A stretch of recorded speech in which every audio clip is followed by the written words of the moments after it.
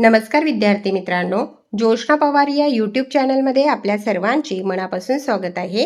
आज आपण इयत्ता 10वीच्या वर्गाची हिंदी या विषयाची प्रथम घटक चाचणी प्रश्नपत्रिका संपूर्ण उत्तरांसहित अभ्यासणार आहोत।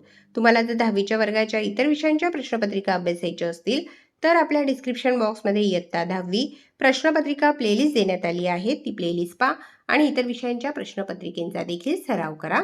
एकूण 20 गुणांची प्रश्नपत्रिका आहे आणि वेळ हा 1 तासाचा देण्यात आला आहे। विभाग 1 प्रश्न पहला, निम्नलिखित पद्यांश पढ़कर सूचनाओं के अनुसार कृतियां कीजिए। 8 अंकों के लिए है यह प्रश्न। पहला प्रश्न, मार के कारण लक्ष्मी के व्यवहार में आया परिवर्तन। 1. लक्ष्मी बड़ी भयभीत और घबराई थी। 2. जो भी उसके पास जाता उसे सिर हिलाकर मारने की कोशिश करती थी। 3. गले की रस्सी तोड़कर खूंटे से आजाद होने का प्रयास करती और 4. उछल कूद रहती थी।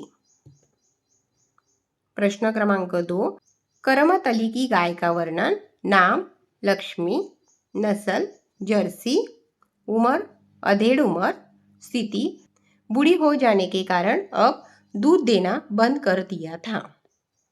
प्रश्न क्रमांक 3 2 अंकों के लिए है। निम्नलिखित शब्दों के समानार्थी शब्द लिखिए। बरस समानार्थी शब्द है साल और दूसरा शब्द है गाय, समानार्थी शब्द है धेनु। प्रश्न क्रमांक 4 अंकों के लिए है। पशुपालन के विषय पर 6 से 8 पंक्तियों में अपने विचार लिखिए। उत्तर, भारतीय समाज में पशुपालन की परंपरा तभी से चली आ रही है। देश के प्रत्येक कृषक की यह इच्छा रहती है कि उसके पास बैलों की एक जोड़ी और एक गाय अवश्य हो। ये जानवर उसके लिए मात्र खेती में काम आने वाले, दूध देने वाले, सवारी तथा रखवाली के काम आने वाले ही नहीं होते, वरन ये कृषक परिवार का अभिन्न अंग होते हैं। घर के सभी सदस्यों को इनसे अत्यंत प्रेम होता है। ये इन पशुओं का अपने बच्चों के समान उनके खान पान और सुख सुविधा का ध्यान रखते हैं। प्रश्न क्रमांक 2, निम्नलिखित पठित पद्यांश पढ़कर सूचनाओं के अनुसार कृतियां कीजिए। देखिए यहाँ कविता दी हुई है। वीडियो पॉज करके आपको कविता पढ़नी है और पद्यांश पढ़ने के बाद आपको कृतियां पूर्ण करनी है। प्रश्न पहला, उचित जोड़ियां मिलाइए। 2 अंकों के लिए है यह प्रश्न। मछली प्यासी, 2 गीतों के स्वर अमर, 3 रेल की पटरियां मौन, 4 आकाश सुना। प्रश्न क्रमांक 2 4 अंकों के लिए है। प्रस्तुत कविता का अपने शब्दों में भावार्थ लिखिए।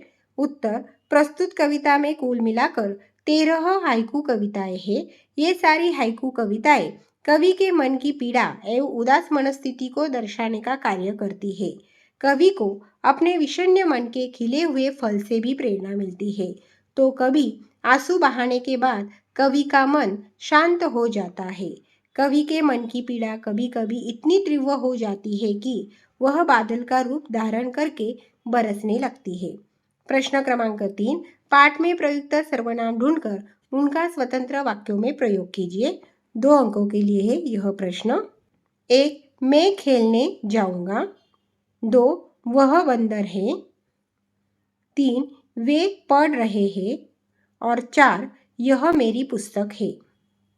दूसरा प्रश्न, निम्नलिखित वाक्यों में आया हुआ संज्ञा शब्दों को रेखांकित करके उनके भेद लिखिए।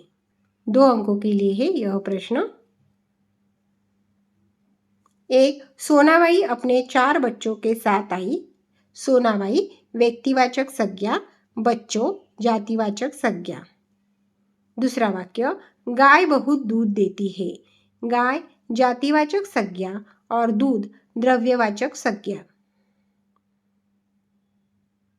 पहा विद्यार्थी मित्रांनो, या ठिकाणी आपण इयत्ता 10वीच्या वर्गाची हिंदी या विषयाची प्रथम घटक चाचणी प्रश्नपत्रिका संपूर्ण उत्तरांसहित अभ्यासली।